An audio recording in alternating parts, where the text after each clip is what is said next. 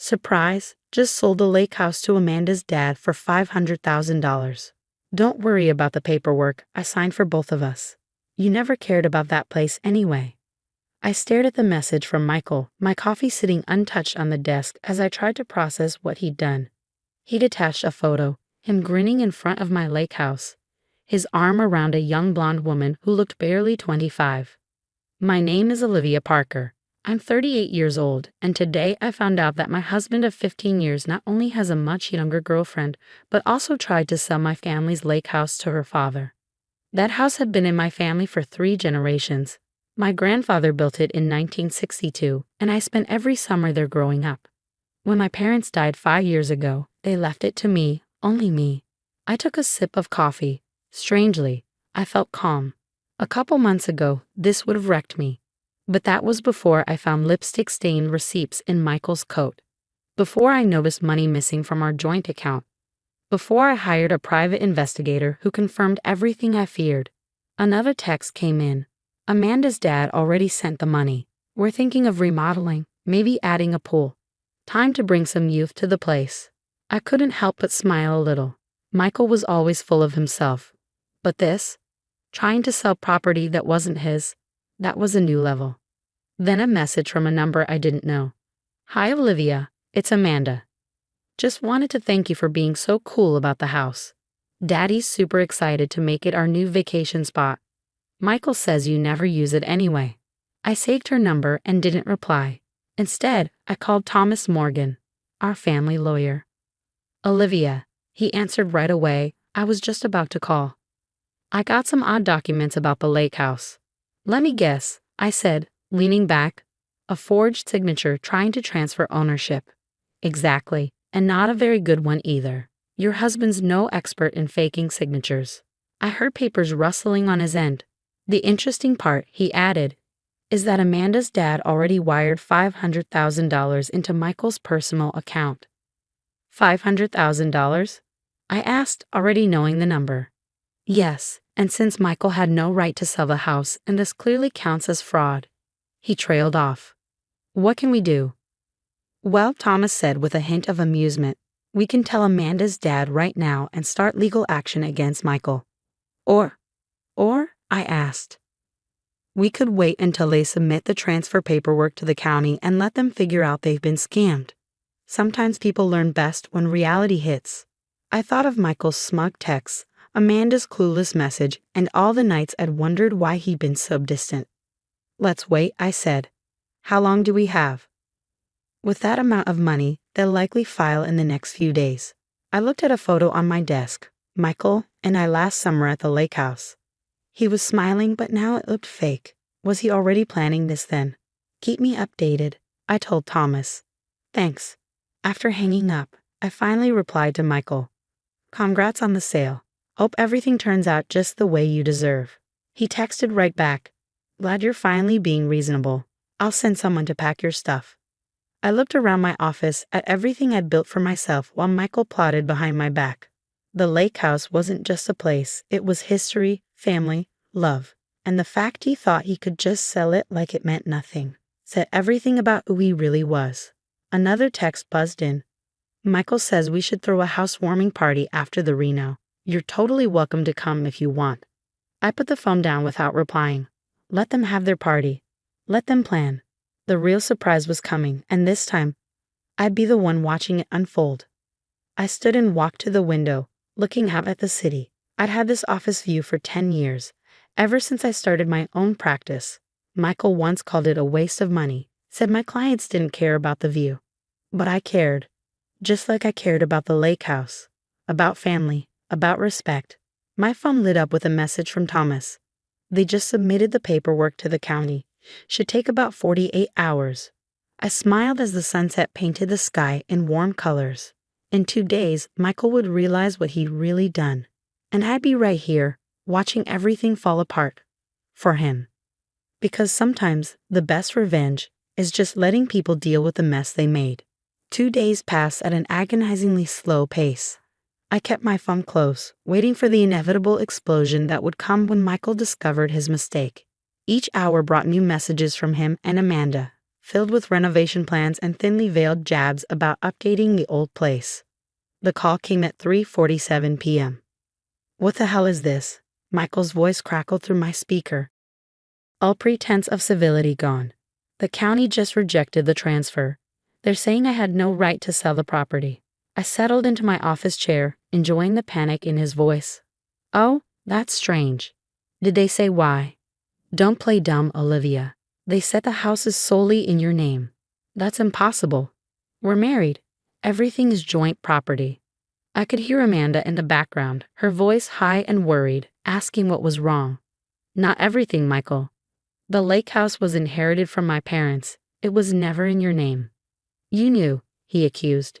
You knew and you let me sell it anyway. Correction. I let you try to sell it. There's a difference. I kept my voice calm, professional. By the way, how's Mr. Anderson taking the news? The silence on the other end was deafening. Finally, Michael spoke, his voice tight with barely controlled rage. He's threatening legal action. Says if he doesn't get his money back immediately, he's going to the police. Well, that's unfortunate, I replied. Especially since you've already spent some of that money, haven't you? Another pause. I could almost see him pacing, running his hands through his graying hair the way he did when things spiraled out of his control. How did you know that? The same way I know about the apartment you leased for Amanda 3 months ago, and the jewelry you bought her, and the weekend trips to Miami. I let each revelation land like a hammer blow. I'm not as oblivious as you thought, Michael. You had me followed. His indignation would have been amusing if it weren't so hypocritical. Let's call it due diligence. Now, I assume Mr. Anderson will want his $500,000 back rather quickly. I don't, he started, then stopped. I can't pay it all back right now. In the background, I heard Amanda's voice rise in pitch. What do you mean you can't pay it back? Daddy's going to be furious. I waited, letting them argue for a moment before speaking again. You know, fraud charges are serious, Michael. Forging signatures, selling property you don't own. That could mean jail time. You wouldn't, he said, his voice wavered. I wouldn't have to do anything. Mr. Anderson seems perfectly capable of handling that himself. The sound of a door slamming came through the phone, followed by Amanda's voice growing distant, calling for her father. Michael's breathing had grown heavy, panicked. Olivia, please, we can work something out. I'll move out, give you whatever you want in the divorce. Just help me fix this.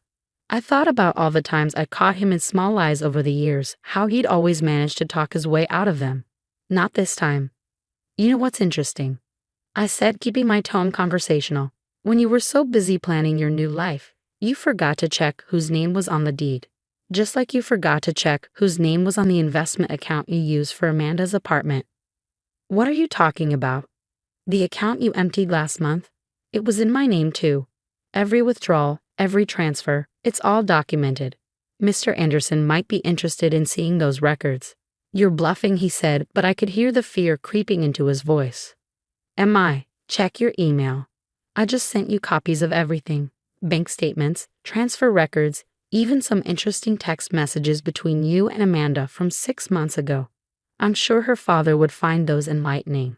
The sharp intake of breath told me he was reading them now. How did you get copies?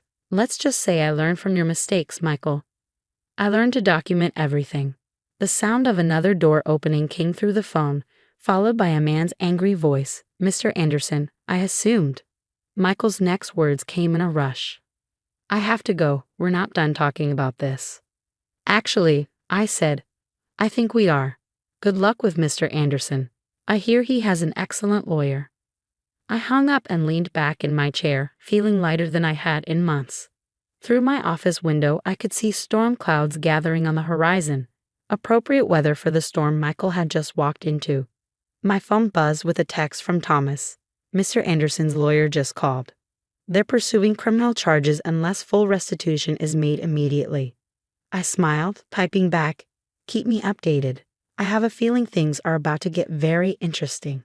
Looking at the family photo on my desk, taken at the lake house last summer, I finally saw what I should have noticed months ago. While Michael was looking at the camera, his smile forced and distant, I was looking at the horizon, already moving toward a future that didn't include him. The fallout was swifter and more devastating than even I had anticipated.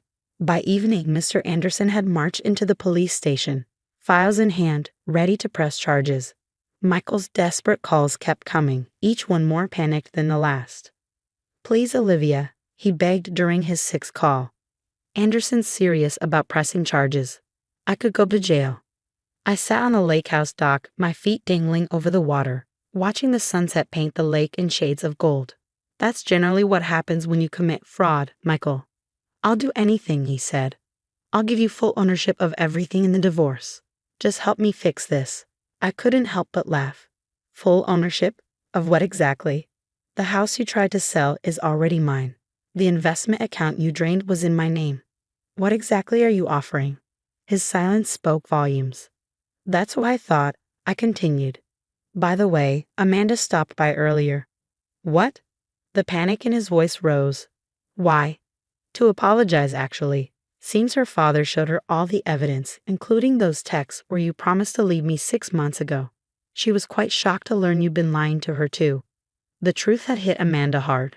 She'd arrived at the lake house in tears, mascara streaking down her face. "He told me you were separated," she'd sobbed. "He said you were just staying together for appearances." I'd made her tea, let her cry it out. Sometimes the best revenge is simply letting people see the truth for themselves. "Amanda's gone." Michael's voice cracked. "Back to her father's house. She mentioned something about focusing on her career instead of lying older men." Her words, not mine. The sound of something breaking came through the phone, followed by muffled cursing. "Mr. Anderson's lawyer called," I said conversationally. "They're willing to drop the criminal charges if you repay the full amount within 48 hours. Generous of them, don't you think?" "You know I can't get that kind of money that quickly." "Actually, you can. Sell your beloved boat.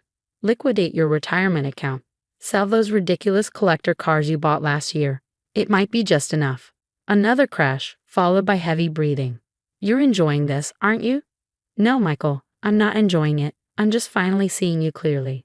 I ended the call and looked out over the lake. The water was calm, reflecting the evening sky like a mirror. My grandfather used to say still waters run deep, meaning the quietest people often have the most powerful thoughts.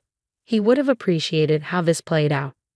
Over the next week, I watched through my lawyer as Michael scrambled to gather the money. He sold his prized possessions, emptied his accounts, even borrowed from friends. In the end, he managed to repay Mr. Anderson just hours before the deadline.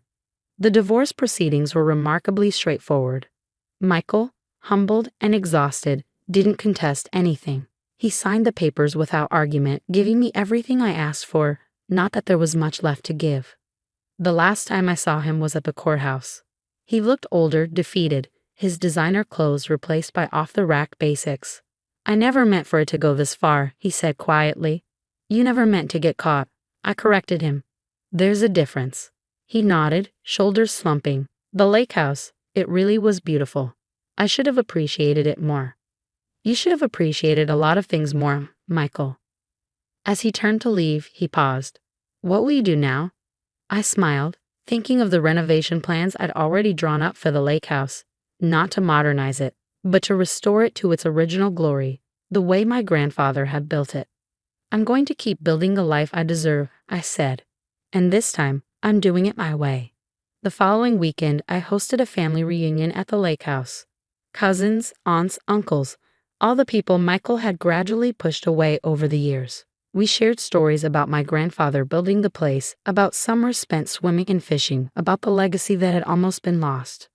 Standing on the dock that evening, watching the kids play in the water while the adults gathered on the porch, I felt a profound sense of peace. The house was full of laughter again, full of life and love, the way it was always meant to be. My phone buzzed with a text from Thomas.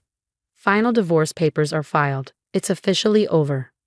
I looked out over the lake, at the future stretching before me like the endless horizon. "No," I thought, "it's just beginning." Sometimes the best revenge isn't about getting even. It's about getting free. Free to live authentically, free to honor your legacy, and free to build something better from the ashes of betrayal. The lake house stands as a testament to that truth. Not just a house, but a home. Not just a property, but a legacy. And not just a victory, but a new beginning.